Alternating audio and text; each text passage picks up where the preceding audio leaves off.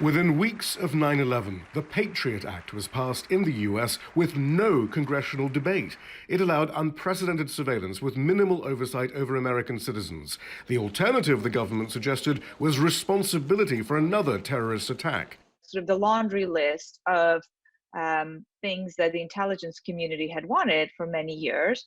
At the time, there were assurances the measures would be temporary, but they've been routinely reauthorized by Congress.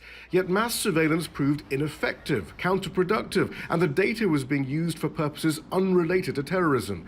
It was only 12 years after the Patriot Act passed, with the whistleblowing of Edward Snowden, that we discovered the extent of the mass surveillance, and only then was the government's bulk collection of information about Americans limited. Now, with the spread of COVID-19, Snowden and others say there's an opportunity to learn from the past, as systems to monitor everyone's location at all times are being formalized in secret. At the point these policies are being sought, these benefits are theoretical. Often there is no evidence for them, and they may never materialize. That capability will exist in 3 months, in 3 years, and in 30 years if we allow it to be implemented today. Clusters of disease do need to be located swiftly and closed off, and smartphone data is being used to locate those not adhering to social distancing requirements. But we have few specific details on data collection. Facebook and Google have been in talks with the government on sharing information they collect about us. Online advertising companies that track our movements are discussing new COVID-19 revenue streams. The firm Palantir, whose data collection has been key to the Trump administration's deportation program, is creating COVID-19 models for the government.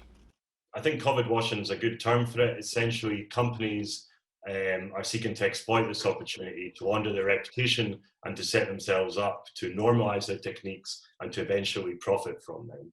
What's being called for is full transparency. Exactly what information is being collected, by whom, how long is it being kept for, and how is it being used, particularly by law enforcement agencies. It is traditionally the disadvantaged in society who bear the weight of surveillance, right? We talk about the color of surveillance. Well, the color of surveillance is black and brown. And that's definitely something to be thinking about when you think about data, when you think about health data, when you think about the ways in which health data could be misused in a variety of particularly commercial contexts to treat people differently when they shouldn't be. The consequences of pandemic policy for civil liberties go beyond electronic surveillance, and precedent shows a robust debate needs to occur before policies are enacted and not after. Shihab, Rattansi, Al Jazeera, Washington.